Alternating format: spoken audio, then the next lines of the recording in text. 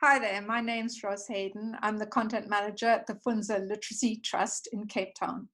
At Fundza, our teen and young adult readers have always been keen, not only to read our relatable and exciting content on our Mobi site, fundza.mobi, but also to share their own writing. They do this by sending their poems, essays, and short stories into us at Fundza, and our in-house team edits it and gives feedback. Then it gets published on our Mobi site. Writers love getting comments from their peers who read their work and also posting comments themselves on their fellow writers' pieces. It gives them confidence and inspiration. Over the years, we have identified many young writers whose work has had something special and invited them to join our mentorship program. They get paired with mentors, many of whom are writers and have written for Fundza themselves. This gives the young writers a chance to learn creative writing skills, and many have gone on to have their stories published as weekly stories on our site. And in fact, our mentee writer stories are some of the most popular with our readers, as they are written essentially by Fundza readers for Fundza readers. Because of the success of our mentoring program, we decided this year to formalize it a bit and give young writers not just practice in writing fiction, but help and guidance in writing nonfiction and poetry as well. And so we launched the Fundza Fellowship.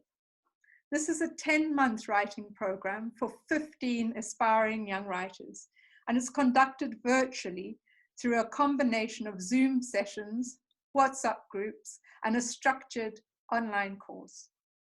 We selected young people who had previously submitted fans writing or entered fans writing competitions and challenges. All had been previously published on Fundza Mobi and showed promise, and many were winners of these challenges. They were very excited at the opportunity to be part of the fellowship. The fellowship consists of 3 immersion blocks, and in each block, writers attend online workshops and complete a particular online course over a period of 6 weeks. It was really important that they had the online course where they got input and examples of writing, and they could submit their work, especially because connectivity is sometimes a problem, and some had problems connecting to the Zoom sessions. In between these immersion blocks, they read widely and kept a writing journal, which we sent to them in the post. Our first block was called Wordplay, and it was on poetry. The 15 young writers were divided into 3 mentor groups, each led by a Fundza staff member, so that they could get individual attention with their work. Through the first pilot block, we learned a lot and became experts in Zoom workshops, learned the joy of breakout rooms in Zoom, where in our small groups, people felt much more comfortable sharing their work and their ideas before whizzing back through the ether into the big group to wrap up or get more general instruction. The poetry section of the course drew on the fantastic work of Kate Clancy, a UK-based teacher and writer. Her book, How to Grow Your Own Poem, published by Pan Macmillan in 2020, was the inspiration for many of our writing activities. We discovered how powerful it was when young writers wrote poems in response to other poems they'd read, using them as scaffolding to explore their own unique insights and images. Model texts became core to the fellowship. As we were not able to use the original poems in Kate Clancy's book, we would have had to do a lot of copyright applications. We used the poems and activities in internal workshops with our staff members at Fundza, and then used their poems as inspiration for our fellowship participants. This worked even better than imagined. We were so proud of the powerful work that came out of these workshops. Kate Clancy generously allowed us to use her guidelines as well as to accompany the poems. These are all freely available on our site for you to see, and I would encourage you to read them. A final highlight of the poetry section was a guest workshop entitled Memory into Amnesia, run by the fabulous poet Koleka Putuma, who gave participants writing prompts to finally produce a poem based on what is remembered and what is not. Here is a poem that came out of Koleka's workshop. It is aptly titled, My First poem, written by Karen Mathieu. The year Maya Angelou died, I wrote my first poem, titled Normal, inspired by her quote that says, "If you are always trying to be normal, you will never know how amazing you can be."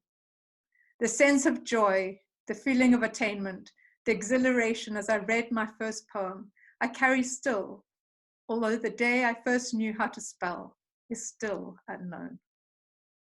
The editing process is so important in writing, and at the end of the poetry blog, participants had the chance to edit and polish all their poems and resubmit them.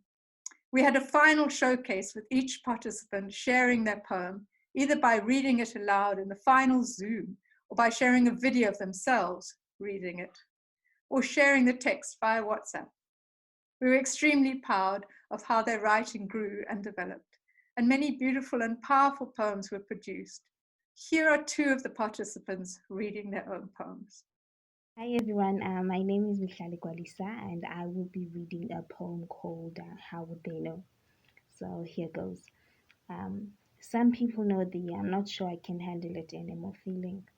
To sit and stare at the mirror looking for an imperfection to make fun of so it hurts less when others do.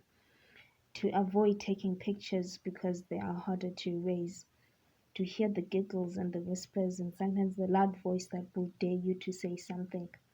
To love education so much but despise school because it brings you so much hurt. To have your confidence rise with the sun and have your tears fall at sunset. To be the only one who posts congratulations pictures, who calls to say good luck but have no one remember their birthday. To value yourself against the picture perfect surgery models thinking if maybe you looked like that then the numbness would go away. Some people know what it's like to hide the lines, to cover the shame, to never be enough, and some will never know. Okay, thank you. Hey guys, Spusiso Khatebe here. I'll be reading a poem for you today titled Ikaslam, which basically means my hood. Yeah, it's the place I'm from. Okay, it goes something like this. Ikaslam. I'm from a place hidden behind the mountains. A place that's always left out of the conversation. A place where your cries fall on deaf ears. A place I call home. I'm from a place where drug addiction runs rampant, while impressionable children watch and replicate. The cycle continues like clockwork. It's just a regular day in my place. I'm from the place of success. It's a place of hope and companionship, where everyone knows everything about anyone, but that also leads to gossip and hearsay. I'm from a place with passages so intricate, foreigners would think it's a maze. A place affectionately known as K1, where we live in harmony under the sun. I'm from a place where the cows graze in the park. A place where teenagers turn into parents overnight. A place so well kept, you wouldn't guess what lies under the mat. I'm from a place like no other. A place where cowardice goes to die. A place that breeds heroes and legends, but could also swallow you up and leave no remnant. I'm from a place that also resides in my heart. Katlehong, the place of success. That is where I'm from. Thank you. We have just finished the fiction block, which was the second block in the fellowship, where we explored elements of fiction, plot, character, setting, and importantly, how to paint a scene and bring it to life through description and dialogue, through a specific module on show, don't tell. Participants did various warm-up activities through the course that built up to their final project. This is a short story. We have 4 freelance mentors who each have 3 participants to guide through this process. We are looking forward to seeing their results. Most of the mentors have worked with many Fundza mentees before through the mentorship program over the years, and many are themselves accomplished writers. They give the mentees individual help with creative writing skills and take them through the story, from the story ideas to chapter outlines, through the drafts to the final finished piece of writing, which is published. The final block in the fellowship will be creative nonfiction and will be run in September this year. We will look at different forms of writing nonfiction in this block. We have already learned a lot from this pilot project and will take the learnings into polishing the fellowship for next year. One of these learnings was that writers struggled a bit with plunging into fiction straight after poetry. The jump from writing from personal experience in their poems to creating fictional characters was hard. And next year, we will have the non-creative fiction block after the poetry, so that participants can start writing essays from their own experiences before they branch out into fiction. We certainly are learning on the job. It has been very interesting to experience the voices of these young writers emerge. We hope that we will get funding to be able to continue this exciting project next year. If you would like to read more of the work of these talented young writers, here's a link to their poetry.